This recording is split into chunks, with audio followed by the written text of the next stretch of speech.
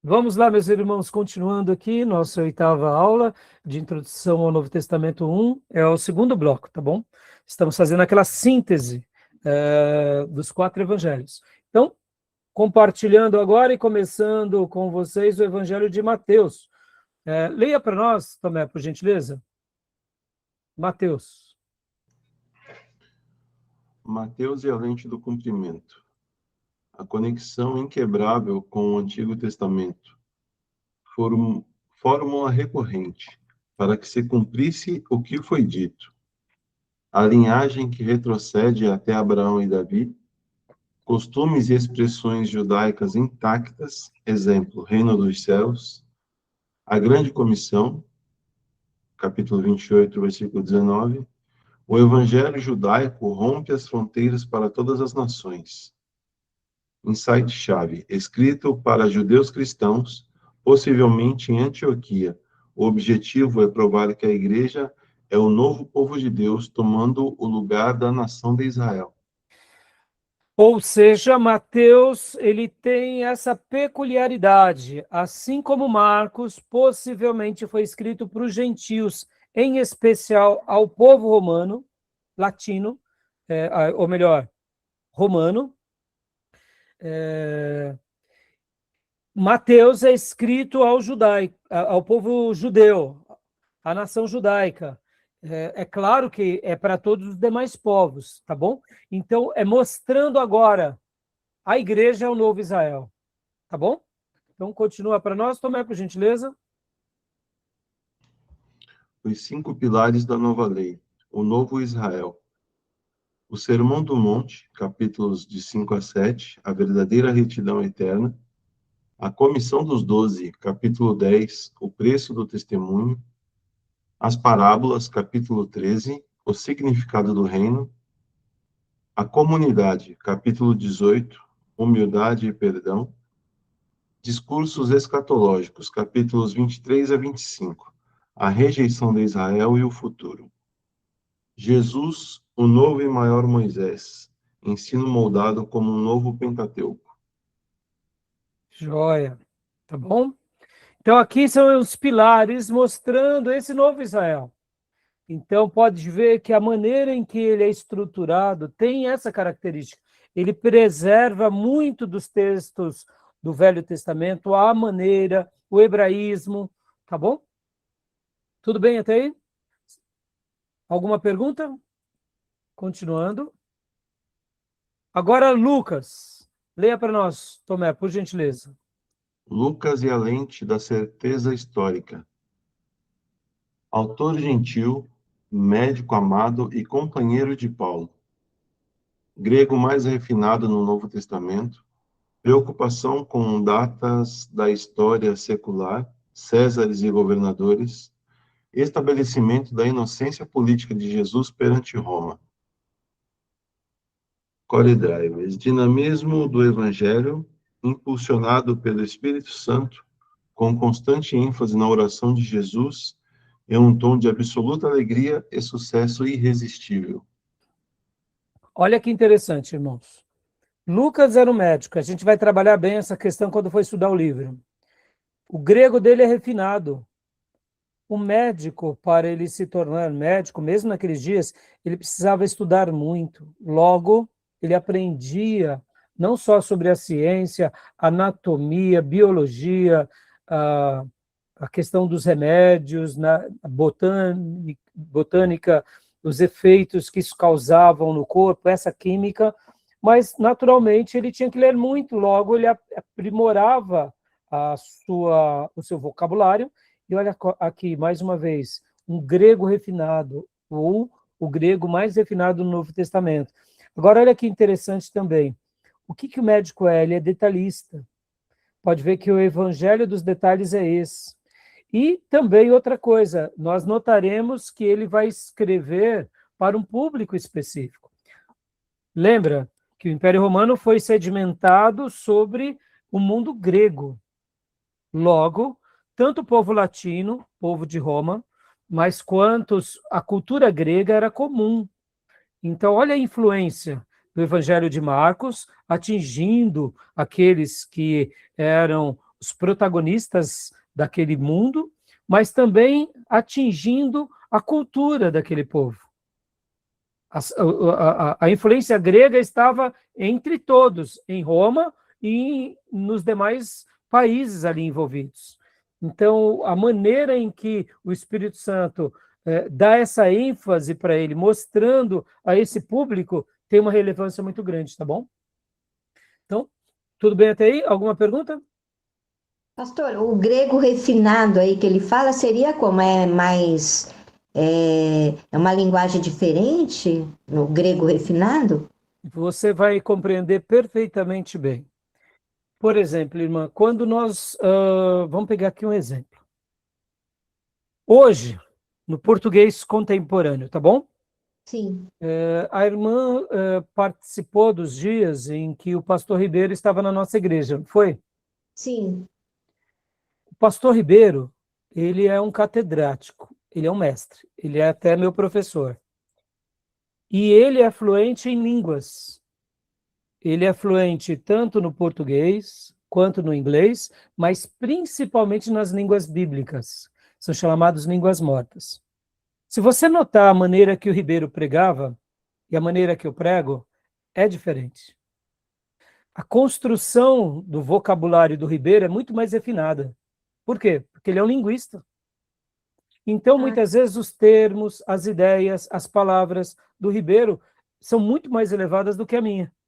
Ora, mas somos dois pastores, falamos o mesmo português, se comunicamos ao mesmo rebanho, entendi. mas o nível cultural acaba sendo demonstrado aonde?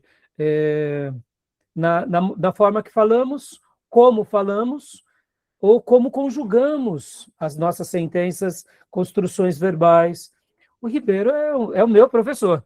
Então é isso. Comparando eu e o Ribeiro, é isso. Eu sou o Marcos e o Ribeiro é Lucas. Entendeu? Tá É bom. isso. É um grego mais refinado nesse sentido. Por exemplo, eu amava chegar aos domingos e sentar e falar: hoje o Ribeiro vai pregar. O que virá de presente para nós? E além do conteúdo espirituoso, do toque sagrado, o conhecimento dele. Irmã Sônia, depois, né, a irmã vai ter o prazer de conhecer mais o Ribeiro. Mas é uma delícia. Ele tem um conhecimento muito profundo na teologia e nas línguas. Então, ele brinca com as palavras. Ele brinca. Eu fico assim, boquiaberta. Eu falo, que delícia, entendeu? Então é isso, irmã. É o mesmo português, pode ver. Que português que o Ribeiro fala e que português que eu falo? É o português comum, não é o português vulgar, tá? Porque o português vulgar tá lá no funk, tá lá na maloca, tá lá, tá na boca dos, né? E aí, esse é o vulgar, é o português comum. Mas mesmo falando português comum, ó como ele usa as palavras. Deixa eu fazer uma outra comparação. Eu gosto muito de acompanhar alguns repórteres, alguns jornalistas, mas eu amo ouvir o Alexandre Garcia. Eu falo, que jornalista é esse? Como ele conjuga os verbos, as palavras, as ideias, a maneira em que ele se comunica. Quando ele vai falar algo mais acentuado e crítico, ele pratica aquilo que nós chamamos de eufemismo, ele é leve. Ele não chama o rapaz de vagabundo, de ladrão, de bandido. Ele fala, esses políticos corruptos. E aí, ou seja, ele é polido. Eu acho admirável. Quanto eu aprendo com o Alexandre Garcia, o português dele é muito mais elevado, entendeu? Lucas era isso. É um grego mais elevado nesse sentido. Ele usa as palavras, a construção das ideias, os sinônimos, o vocabulário dele é mais bonito. Já de Marcos, não. Tá bom? Irmãos, Deus vai usar as suas instrumentas que tem, tá bom? Tem hora que ele vai usar uma marreta e tem hora que ele vai usar um martelinho de... Como que é o nome? Esse martelinho de ouro. O que você prefere no seu carro? Eu prefiro um martelinho de ouro. Mas tem hora que Deus precisa de uma marreta, tá bom? Então, cada um tem a sua utilidade no reino, tá joia? Então, Uhum. Tomé, continua para nós. Entendeu, né, irmã? Sim, pastor, entendi. Continua, Tomé. Os círculos crescentes de inclusão. Gentios e inimigos históricos. O bom samaritano, o leproso agradecido, a linhagem até Adão, toda a raça humana. A linhagem até Adão, não entendi. É porque pode ver que ele coloca a descendência até Adão, né? Ele começa de Maria e aí vai, ele não para em Abraão. Voltando, né? Voltando. É. Gentios e inimigos históricos, o bom samaritano, o leproso agradecido, a linhagem até Adão, toda a raça humana. Repetiu. Desculpe. Mulheres, Maria, Isabel, a pecadora perdoada, Maria e Marta. Zaqueu, o criminoso na cruz, ênfase nos pobres em oposição aos ricos. Judeu e a lei, o status quo. Então, o que ele quer dizer aqui, só uma pausa, Tomé, párias sociais e econômicos. Ele trata dessa turma. É um evangelho que, lembra que eu falei, é um evangelho de detalhes? Pode ver, ele cita essas pessoas com mais ênfase. O insight-chave, por favor. Insight-chave, um Salvador cosmopolita, derrubando barreiras entre escravos, libertos, homens e mulheres. Então, o lado de Lucas é olhar mais Jesus nesse lado humano, e resgatando esses humanos, quem? Os párias da sociedade. Tá bom? Sem vínculos sociais. Tudo bem até aí? E João? Pode ler para nós, irmã Sônia, por gentileza? João e a lente da eternidade. Escrito décadas após os sinóticos, Éfeso, um evangelho que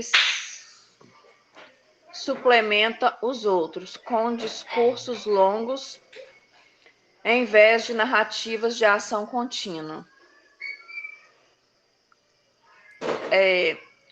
Videira verdadeira, caminho, verdade e vida, ressurreição e vida, bom pastor, a porta, luz do mundo e pão da vida.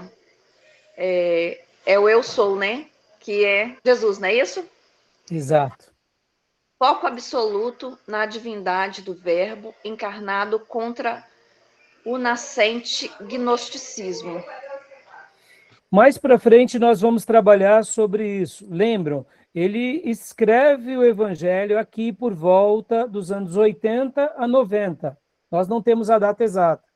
Foi um momento crucial que a igreja sofria contra o gnosticismo. Percebam, se João tivesse escrito lá nos anos 50, talvez não teria o mesmo impacto.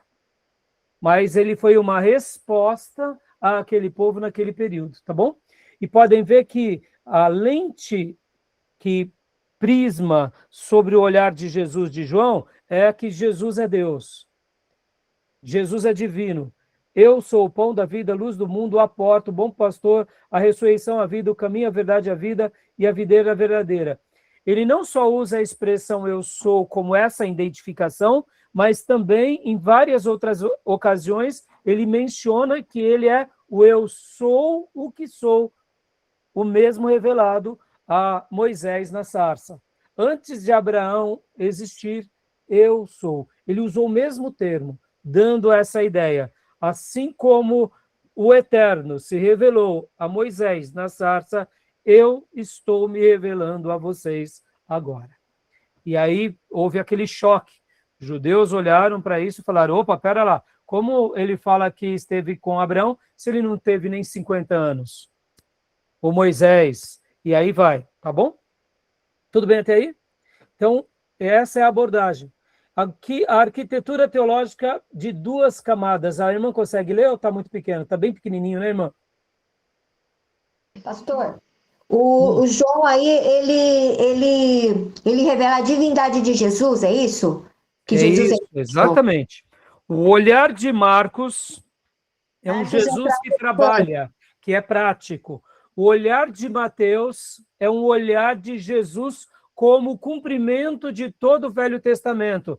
É o rei dos judeus, é o Messias. O olhar de Lucas é olhar para Jesus como um homem perfeito que veio fazer uma obra de Deus para salvar todos os homens, sejam eles quem for, desde a alta sociedade até os párias da sociedade. E a ótica de João é olhar Jesus como ser divino, que veio de Deus, que encarna e que agora é o divino que passeia entre nós e que nos redime. Ele é de carne, mas ele é divino. Então, por isso que esses 4 evangelhos se completam. A diferença é que os 3 primeiros olham para Jesus ainda de aspectos um pouco semelhantes. Por isso, sinótico tem a ver com semelhança. E o evangelho de João não é sinótico, porque ele olha por outro prisma, tá bom? É isso, tá bom? Respondeu, irmã? Peraí, pastor. Mateus, Marcos... Isso, Lucas e João.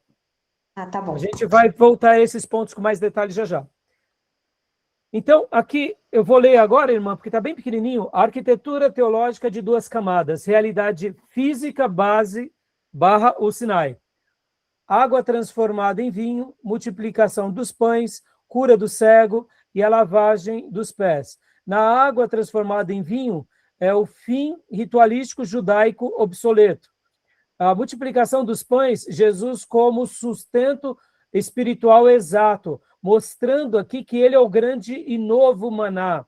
Cura do cego de nascença é a passagem das trevas para a luz, aquilo que acontece no Velho Testamento, Deus querendo mostrar ao seu povo o tempo todo. Lavagem dos pés é a purificação redentora da cruz, mostrando esse lado, né, entre a realidade física, o Sinai, e a vida espiritual / eternidade, mostrando esse paralelo, tá bom?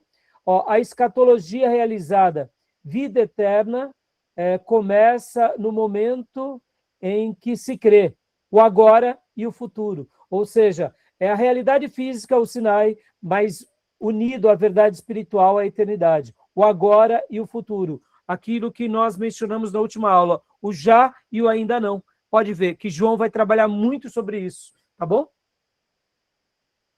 Tudo bem até aí? Tudo bem? Então leia para nós, irmã Sônia, por gentileza, como o novo cumpre o antigo. Agora fazendo uma síntese dos 4 evangelhos. Tipologia inconsciente. Padrões históricos e instituições que Jesus recapitula e reverte. Novo Adão que reverte a queda, o Cordeiro Pascal definitivo, passagem do Mar Vermelho como batismo. Predição consciente. Textos proféticos diretos e laterais. Nascimento em Belém, descendência de Davi. O insight? Isso, pode ler. Insight-chave. Os cristãos primitivos não distorceram os textos. Eles aprenderam, como o próprio Jesus, a ler a história de Israel como um imenso símbolo de sua obra. Ou seja, meus irmãos, a igreja primitiva, começando com Jesus, é óbvio, Jesus e os apóstolos, e depois a igreja primitiva, eles não faziam força para distorcer a Bíblia, eles não precisavam disso. Jesus é o cumprimento da lei. Jesus era um judeu, só que era um judeu que amava o judeu, que veio restaurar os judeus, mas veio alcançar o mundo. Porque, afinal de contas, o Deus de Israel é o Deus que cria o universo e o mundo. É o único Deus verdadeiro. Então, na realidade, havia essa clareza entre Jesus e os apóstolos. Tanto é que essa emancipação que cria-se a partir da história da igreja é uma coisa e obra criada pela tradição, principalmente pela Igreja Católica Apostólica Romana e Ortodoxa Grega. Porque a igreja primitiva, ela não tinha uma aversão ao judaísmo. Pelo contrário, a igreja primitiva nasce do judaísmo. Que judaísmo? Aquele judaísmo saudável.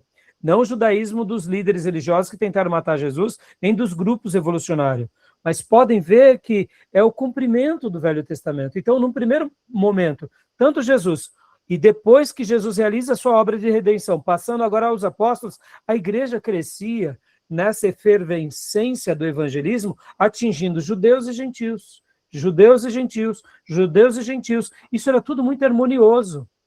Então, havia essa clareza entre eles. As dúvidas que vão surgindo, o Espírito Santo vai esclarecendo por meio dos apóstolos, agora fazendo os primeiros concílios, fazendo as primeiras reuniões, ou seja, tudo isso muito claro e muito limpo. Então, nos primeiros 100 anos, que é onde é feito e confeccionado o Novo Testamento, é óbvio que o Espírito Santo dando ali aos apóstolos, isso tudo vai acontecendo com muita doçura. Aqui nós estamos estudando os 4 evangelhos, mas na realidade os evangelhos, eles nascem junto com as cartas de Paulo, tá, meus irmãos? Aliás, possivelmente, as cartas de Paulo são antes dos evangelhos, tá bom? Se nós fôssemos olhar a linha cronológica, e hoje inclusive eu encaminhei para vocês isso daqui no grupo do seminário, então eu vou até abrir agora rapidinho, a data cronológica da criação do Novo Testamento, ela é uma data bem curiosa. Só para vocês terem uma ideia aqui, eu vou abrir a linha do tempo. Ó. Vou mostrar aqui para vocês rapidamente. Quem não viu vai ver agora. Eu peguei aqui esses exemplos. Ó, rapidinho. Tá vendo? Ó? Linha do tempo cronológica do Novo Testamento. Década de 50 depois de Cristo, os primeiros escritos, epístolas paulinas e gerais. Ou seja, Tiago, possivelmente, é considerada também uma das primeiras cartas que foi escrito, ou seja, até o ano 50 não tinha texto sagrado. Eram os pastores, os apóstolos, os líderes pregando, ensinando tudo que Jesus tinha dado. Então, assim, é um pouco de consenso, entendam, que Tiago foi o primeiro livro cronológico, tá? No entanto, eu particularmente considero que é Tessalonicenses, tá bom? Na minha opinião, é Tessalonicenses. Depois vem Tiago. Mas dos textos do Novo Testamento, a primeira carta a ser escrita foi ou Tiago ou Tessalonicenses. Depois, 2 Tessalonicenses, depois Gálatas, Coríntios, Romanos. Olha que interessante.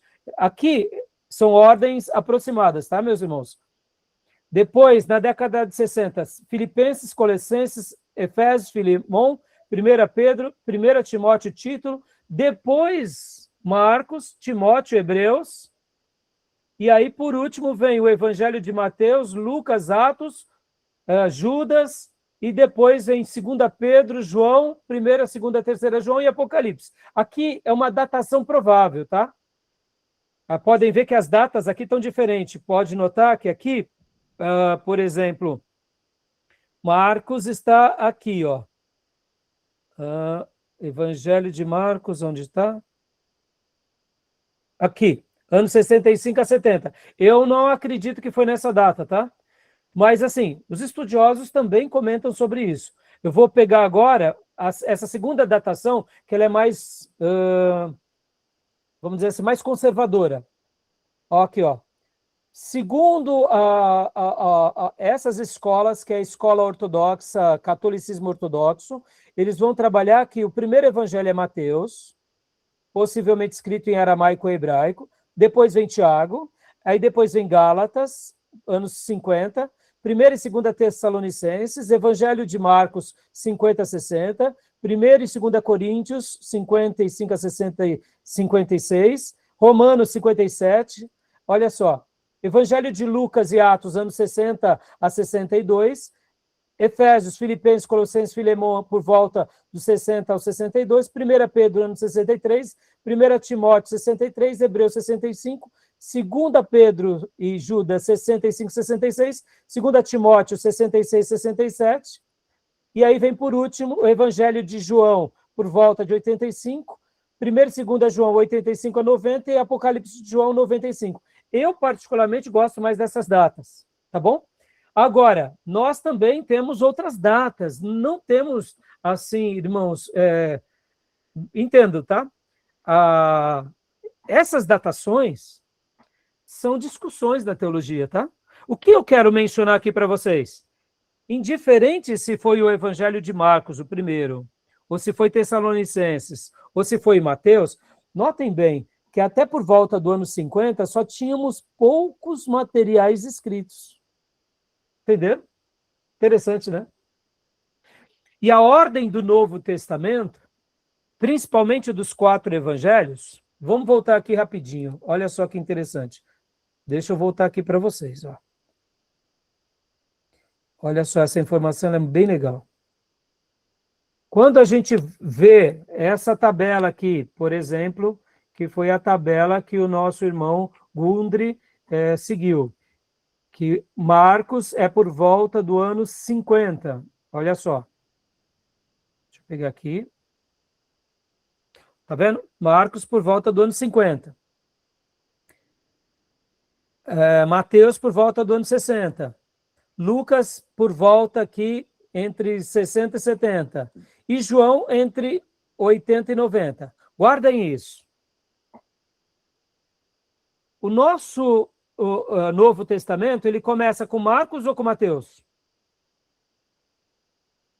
Começa com Mateus, não é? Mateus. Malaquias, vem Mateus.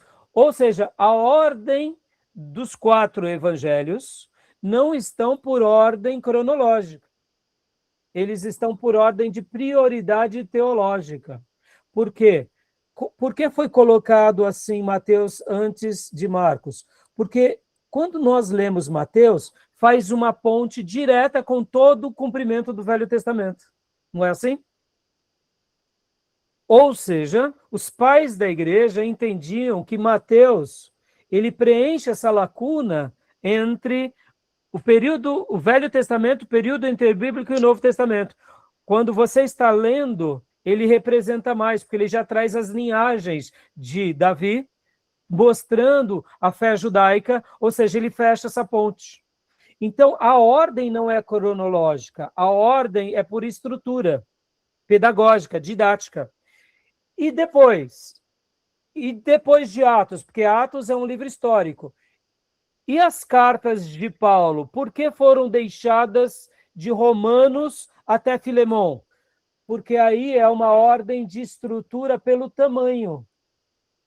Romanos é maior dos livros de Paulo. Pode ver, todos os livros do Novo Testamento, ele está escrito logo depois nas cartas dessa forma.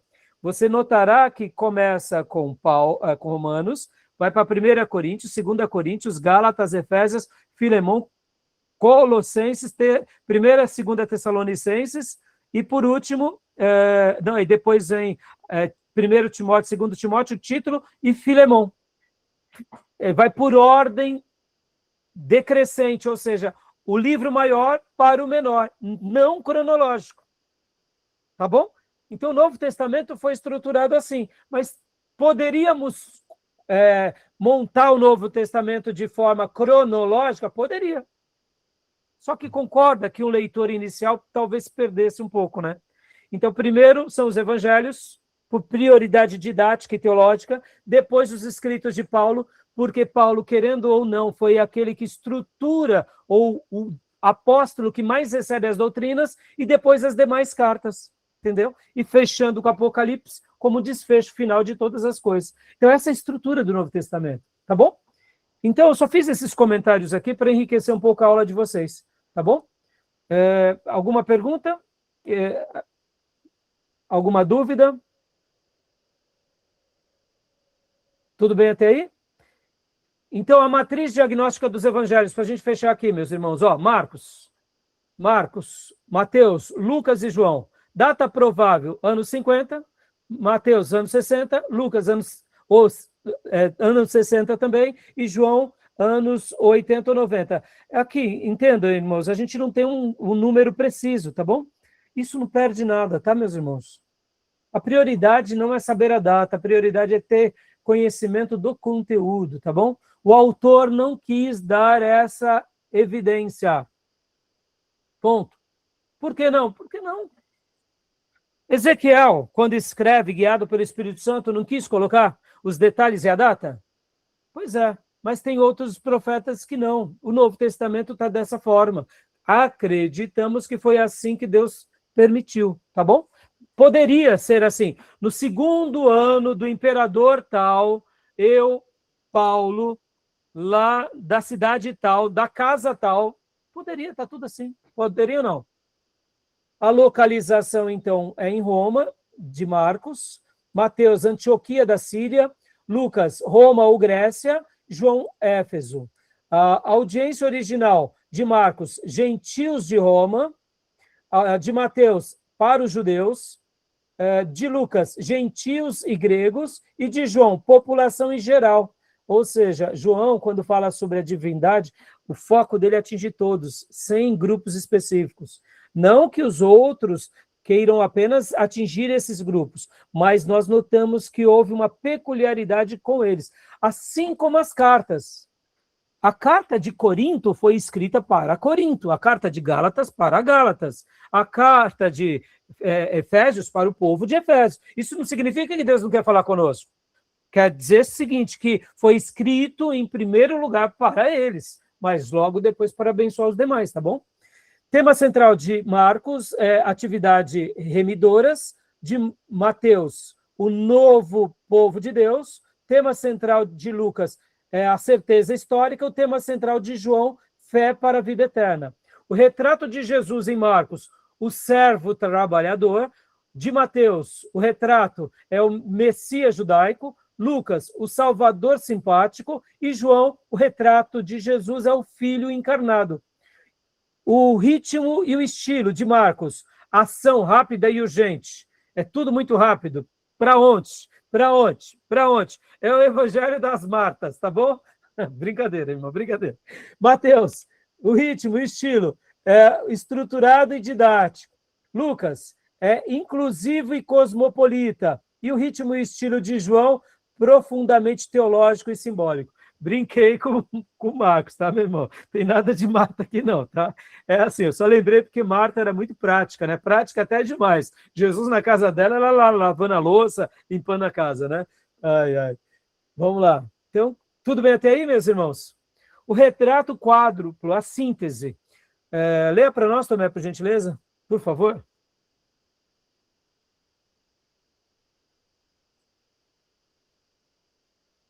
Você está bloqueado o seu som. Tomé? Está me ouvindo? Está me ouvindo? Agora sim. O retrato quadrúplo, síntese. Por que 4 retratos e não uma única narrativa linear?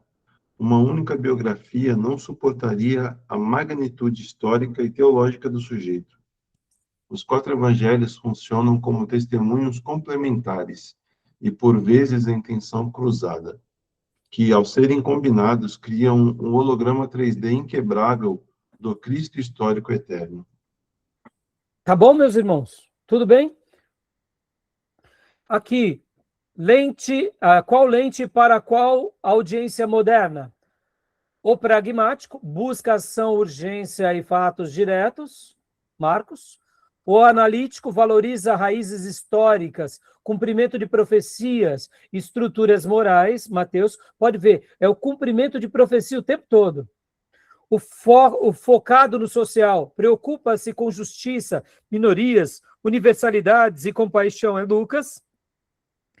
E o buscador filosófico, procura profundidade existencial, misticismo e respostas sobre a eternidade, é João. A sabedoria da Igreja Antiga foi preservar a multiplicidade das vozes, garantindo que o Evangelho pudesse alcançar qualquer estrutura mental. Tá bom? Tudo bem, meus irmãos? Ficou claro essa síntese? Muito boa, não? Então, quando vocês precisarem compreender e entender um pouco mais, aqui é uma boa síntese dos 4 evangelhos. Tudo bem? Até aí, tranquilo? Pastor, eu fiquei com uma dúvida ali na parte de João, que ele fala do contexto gnóstico que estava em volta, por isso que ele focou muito na eternidade de Jesus. Quer dizer que as pessoas estavam acreditando que ele era só humano, é isso? Então, o gnosticismo nós vamos estudar bastante nas cartas, principalmente de João, no Evangelho, e inclusive em algumas passagens de Paulo. O que acontece? O gnosticismo, Beatriz, era uma corrente filosófica que dizia o seguinte, que a matéria ela é ruim.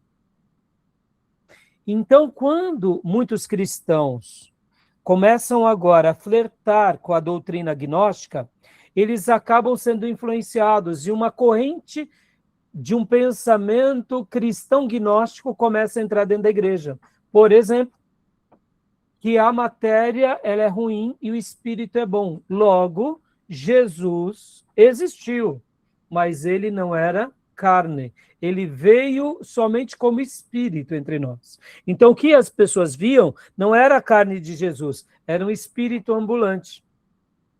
Aí eu te digo, ué, então mataram um espírito na cruz e ele verteu sangue na cruz, era um espírito? Entendeu? Então, o gnosticismo foi algo que entrou na igreja do primeiro século. Enquanto eles estavam ali edificando as pessoas, Paulo e principalmente João dão uma resposta, mostrando não, Jesus era carne. A carne para nós não é de toda pecado. Ela sim é pecadora, mas quando Deus encarna e nos redime na cruz, é restaurado aquilo que um dia existiu lá no Éden.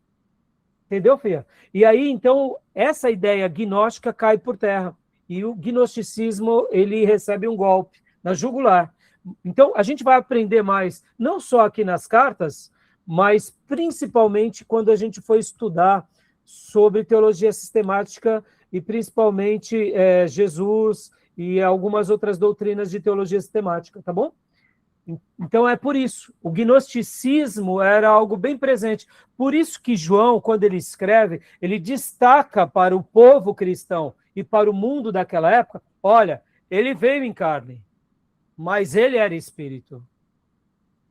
Ou seja, ele é a união de 100% Deus e 100% homem. E ele conquista todas as coisas. Então, cai por terra essa ideia. Pode ver, Beatriz, há um texto nas cartas de João que diz o seguinte, o espírito que não confessar que Jesus Cristo veio em carne não é de Deus. Ué, por que ele estava dizendo isso? O espírito? Como assim espírito? É uma pessoa endemoniada? Não. Qualquer pessoa que dentro da igreja estivesse dizendo que Jesus não veio em carne, rejeite essa pessoa, porque ele está indo contra uma evidência pelo qual os apóstolos atestaram. Eles não só viram, ouviram, falaram com Cristo, mas tocaram. E João ainda, né, filha, deitou até no peito do mestre, pelo amor de Deus. Entendeu? Então, perceba como é rico os evangelhos. Quando a gente enxerga isso, fica tudo muito mais claro, né? Tá bom? E o quanto os apóstolos também foram cirúrgicos ao dar uma resposta àquela igreja recém-criada. Tudo isso sendo guiado pelo Espírito Santo. Podem ver que Paulo, com toda a sabedoria dele, quando ele chega em Atenas, ou em outro povo grego ou romano, quando ele fala da ressurreição, o povo espanta. E ele poderia deixar de falar da ressurreição. Mas por que ele fala da ressurreição? Porque isso é fundamental na nossa fé. E aí Paulo não quer saber se grego ou romano está entendendo. Ele fala, eu vim falar desse que ressuscitou e ponto final. Creia ou não. Eu não tenho outra palavra. É essa palavra. É escândalo para vocês? Não tem problema. Mais cedo ou mais tarde vocês vão entender. Porque, de fato, ele ressuscitou. Se vocês não estão entendendo, vocês vão entender. Pelo poder de Deus, porque Deus há de convencê-los. Entendeu, filha? Perceba, Paulo poderia usar a filosofia pela filosofia, mas ele não, ele usa a revelação. Ele usa os acontecimentos. Tá bom? Tudo bem? Então, vamos agora para Mateus. Mais alguma pergunta, meus irmãos e minhas irmãs? Não? Então, agora o Evangelho de Mateus, seguindo aqui o roteiro do pastor Jair, tá bom? Material dele que foi nos passado com muito carinho. O Evangelho de Mateus, Jesus Cristo, o Rei Messias prometido. Vamos lá.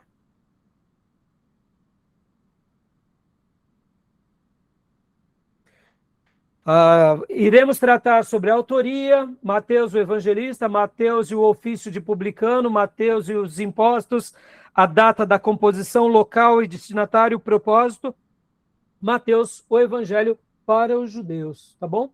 Leia para nós, irmã Sônia, por gentileza. Autoria. Tecnicamente, é uma obra anônima.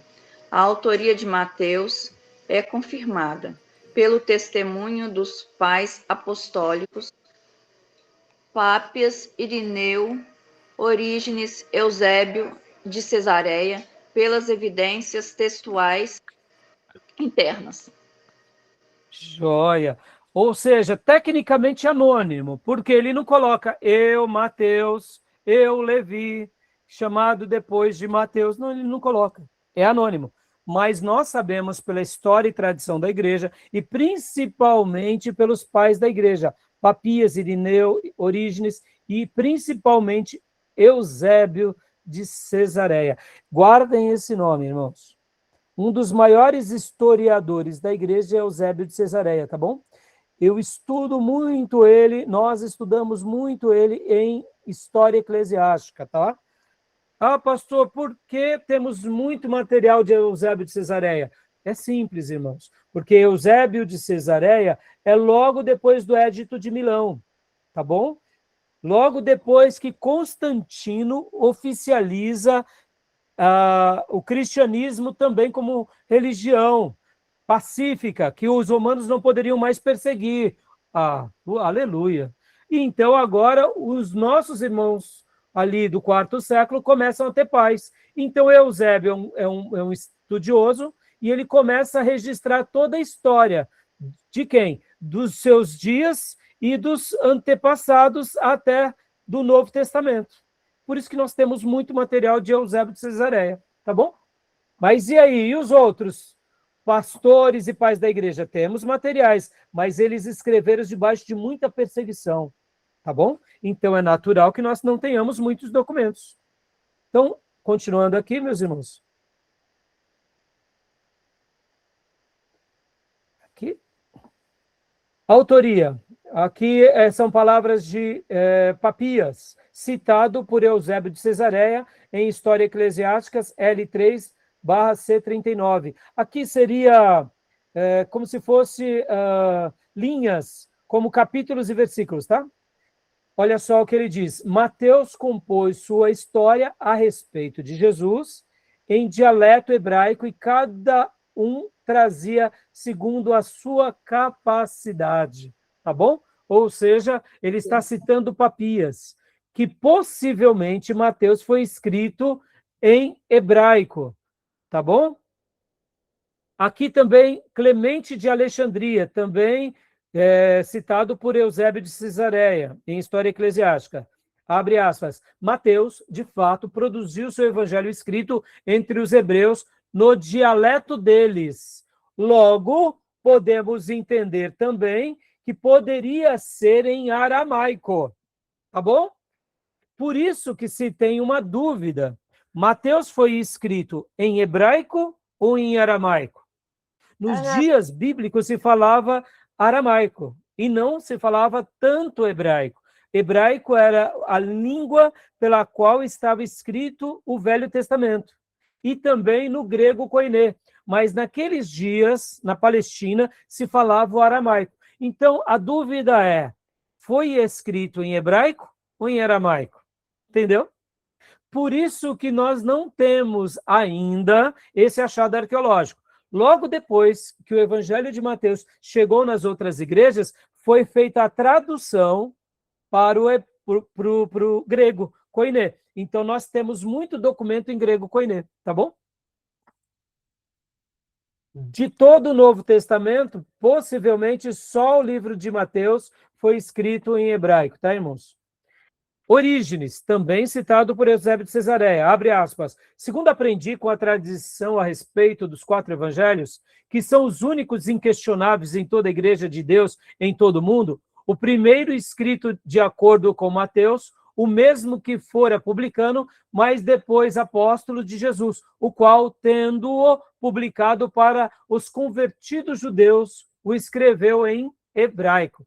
Então, mais uma vez aqui sendo mencionado o hebraico. Então, por isso que se tem, na maioria dos estudiosos, eles acabam pendendo mais para o hebraico por causa dessas fontes, tá bom, meus irmãos? E aqui também, Eusébio de Cesareia, ele mesmo citando, abre aspas, de todos os discípulos, Mateus e João são os únicos que nos deixaram comentários escritos e, mesmo eles, foram forçados a isso. Mateus, tendo primeiro proclamado o evangelho em hebraico, quando estava para ir também a outras nações, colocou-o por escrito em sua língua natal e, assim, por meio dos seus escritos, supriu a necessidade de sua presença entre eles. Aqui é um texto do próprio Eusébio de Cesareia, tá bom? Tudo bem? Aqui essas citações são pérolas, viu, meus irmãos? Pastor, qual que é a importância dos pais da igreja? Os pais da igreja, no momento que eles falam algo como o que acabamos de dizer, ratifica a existência deles, dos apóstolos, dos discípulos, e cria ainda aquela base do Jesus que encarna, que foi real e que ressuscitou. Tá bom, meus irmãos? Tudo bem até aí? Tranquilo? Deu para entender até aqui? Alguma dúvida, alguma pergunta? Não? Então, Tomé, faça as honras para nós, leia para nós evidências internas.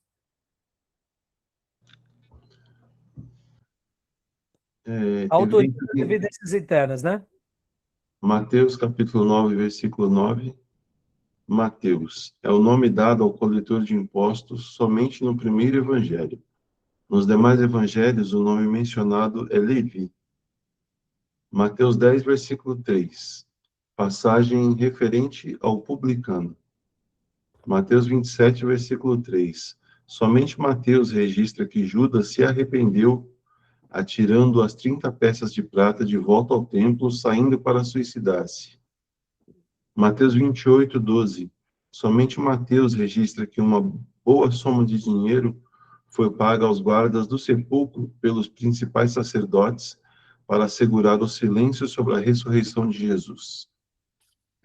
Então, aqui são algumas evidências internas. Deduzimos, meus irmãos, que era muito pertinente aos apóstolos essa questão da humildade. Eles não tinham o desejo de se autoproclamarem.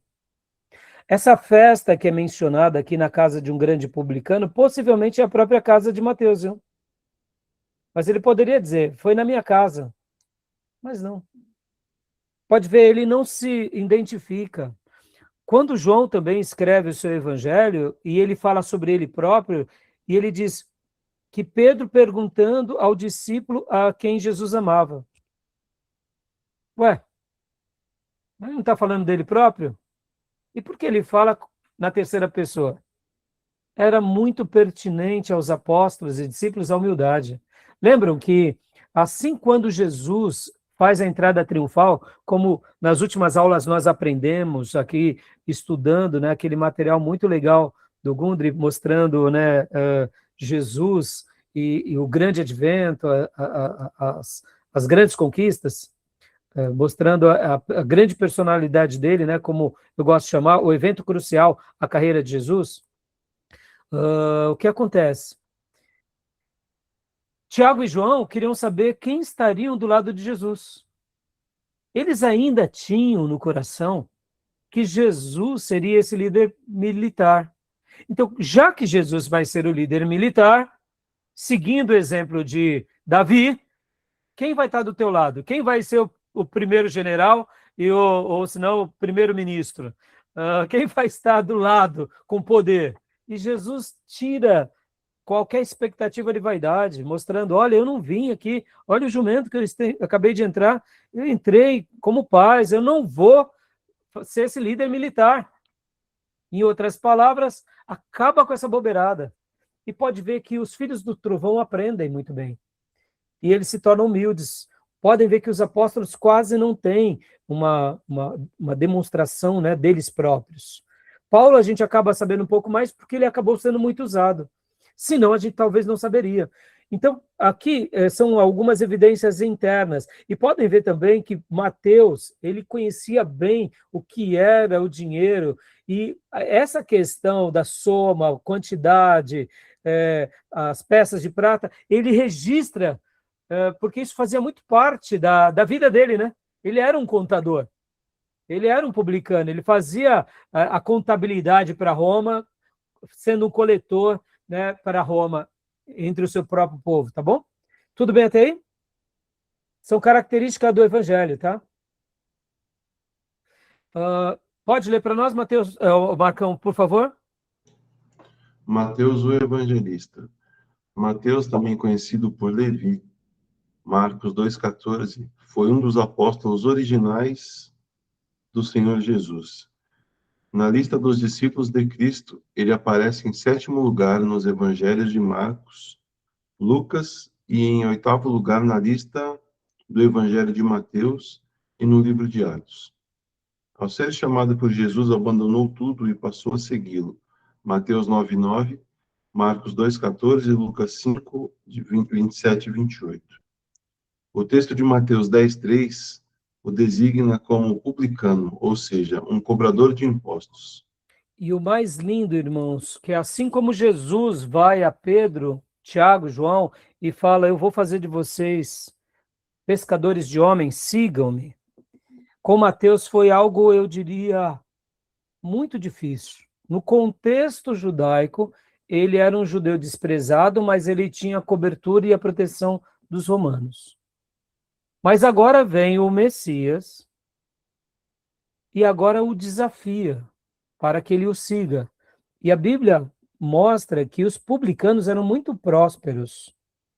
A Bíblia diz que esse homem muito próspero, olha aqui a prosperidade humana, ele abandona tudo e segue Jesus. Isso é lindo demais. Uma coisa é o rico dos nossos dias, tá, meus irmãos? Outra coisa é aquele rico que era mal visto pelo seu próprio povo e acobertado pelo povo inimigo. Mas ele não se importa. Ele perde a tutelaria, né, se a gente pudéssemos assim dizer, a alforria de Roma. Ele perde isso, essa proteção, né? Não sei se seria o nome alforria, não é alforria. Ele perde essa supervisão de Roma, essa proteção de Roma, e agora ele começa a seguir o rabino errante.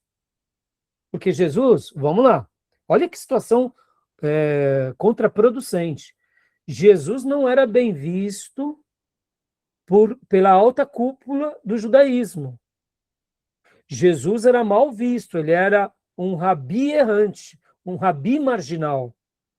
Pode ver que os judeus já detestavam João Batista, aplaudiram quando Herodes decapita ele, amando da sua esposa amaziada, ou seja, agora ele está seguindo o improvável. Foi corajoso ou não? Mas ele faz tudo isso, porque ele ouve a voz e o convite do mestre, e troca todo o tesouro humano pelo grande tesouro da vida, que é Jesus. Vamos dizer assim, hoje, nos nossos dias, em que a igreja protestante está tão vaidosa, buscando se enriquecer tanto, né, prosperar tanto, será que um texto como esse já não seria um golpe na jugular da teologia da prosperidade? Entenderam? Mateus é o grande protótipo disso. Ele era rico, vírgula, muito rico, como Zaqueu, mais rico do que ele, mas ambos tornam-se seguidores de Jesus. Magnífico, magnífico. E estão dispostos a morrer e sacrificam tudo por causa de Jesus. Ou seja, isso é evangelho, tá bom? Então vamos continuar mais um pouquinho aqui, meus irmãos. Tudo bem aqui? Alguma dúvida? Alguma pergunta? Então, continua para nós, Marcão, por gentileza. Mateus, o evangelista. Em Marcos 2,14 e Lucas 5,27, ele é chamado de Levi, filho de Alfeu. Entretanto, não se pode concluir que se trata do mesmo homem que foi pai de Tiago, o menor. O nome Mateus é uma contração de Matatias, que no hebraico significa presente de Deus ou dom de Deus. Existem ainda as citações provenientes da tradição da Igreja Romana que informam que Mateus trabalhou na pregação do Evangelho na Judéia. É Eustácio, né? Isso, aqui seria um dos pais da igreja, e aqui esse HE 324 seria as colunas de identificação desse texto. Pode continuar? No Egito, na Etiópia, Sócrates Escoláticos, e na Pártia, a Igreja Ocidental lista-o junto aos mártires da comunidade cristã primitiva. Ou seja, mais algumas informações que temos sobre Mateus foi registrado pelos cristãos primitivos e pela história da igreja. Poucas informações nós temos, tá bom? Tudo bem até aí? Alguma pergunta, alguma dúvida? Continuando aqui, então, pode ler para nós também, por gentileza. Mateus, o ofício de publicano. Mateus era bem informado a respeito de assuntos financeiros. Dentre os evangelistas, ele é o que mais vezes fala em dinheiro, 12 vezes. Ele também distinguiu mais variedades monetárias do que os demais evangelhos e usou mais vezes termos financeiros. Mateus, 38 vezes. Lucas, 22 vezes. Marcos, 8 vezes. E João, 2 vezes. Vem cá, será porque judeus sempre gostou de dinheiro, meus irmãos. E ele, como publicano desses dias, sabia a importância do dinheiro. Irmãos, falar sobre o dinheiro nenhum problema, e aplicá-lo corretamente nenhum problema. E extrair grandes lições com essas comparações, ou analogias, ou ensinos, nenhum problema. Todo problema quando o dinheiro é o nosso grande alvo, né? Como Paulo escreve. Muitos citam erradamente o texto de Paulo, que o dinheiro é o problema do mundo. Não, não é. O amor ao dinheiro é a raiz de todos os males. Ou seja, é o amor que temos ao dinheiro, não é o dinheiro em si. De repente, para muitos, é o amor ao vício. É o amor ao cônjuge desenfreado. É o amor aos filhos. É o amor aos bens. Mas, de uma forma geral, tudo isso que é material resume-se ao dinheiro, né? Então, o problema não é o dinheiro, é o amor a ele, tá bom? Então, pode ver que ele trabalha muito bem, né? 38 vezes, né? Ele acaba citando sobre esse assunto, tá bom? Aliás, ele fala 12 vezes sobre dinheiro, sobre termos financeiros são 38 vezes, tá bom? Pastor? Então, pois não. É por conta desse contexto que Jesus fala sobre não servir dois senhores, que Mamon era o dinheiro, né? Então, Bia, esse texto é lindo. Pode ver que está em Mateus, né? Uhum. Vocês não podem servir a dois senhores, ou agradarão um, ou entristecerão o outro. Não podemos servir ao Senhor e a Mamon. Olha que coisa, vou ensinar aqui uma pérola que eu aprendi, certa ocasião, com os meus irmãos lá do pregão. Qual é o maior concorrente de Jesus, ou do Senhor, que existe? Não é o diabo. Pode ver que o próprio Jesus disse isso. Ele falou que o maior concorrente dele são as riquezas, que é Mamon. Pastor, e o diabo? Não, o diabo usa o dinheiro. Está entendendo? O maior concorrente não é o diabo. As pessoas não estão querendo seguir o diabo. Elas querem o dinheiro. E por isso muitas pessoas vendem a alma para o diabo, para ficarem ricas. Não é assim? Mas não é seguir o diabo porque estão aprendendo a amar o diabo, ou gostam do diabo, ou porque tem prazer no fogo, ou no enxofre, ou no tridente, ou na cara feia do diabo, com chifre, com rabo, com ponta. Nada disso. Eles querem o quê? O que o diabo dá. E o que eles esperam do diabo? Riqueza, fama, poder. Em outras palavras, tudo aquilo que o dinheiro gera nessa terra. Então percebam que o maior concorrente de Jesus, que é o Senhor, não é o diabo, disse Jesus, é Mamon. Vamos lá, teologia da prosperidade, está em que pé aqui? Ser próspero, meus irmãos, somos prósperos, meus irmãos. Meus irmãos, olha para um crente cheio do Espírito Santo, ele é próspero. Desde a escola dos profetas, de Jó, qualquer um vai ser próspero. Por quê? Porque é assim que Deus cuida dos seus filhos. Pode ver que João foi para a ilha de Pátimos, e lá como escravo, Deus abriu o céu para ele, ele teve a revelação do Apocalipse. Quer prosperidade maior que essa? Ele estava ali na ilha de Pátimos, um ancião quebrando pedra. Era próspero ou não era? Estava ensinando todos ali. Depois Deus o livra. Perceba, eu não tenho nada contra a prosperidade que Deus nos dá.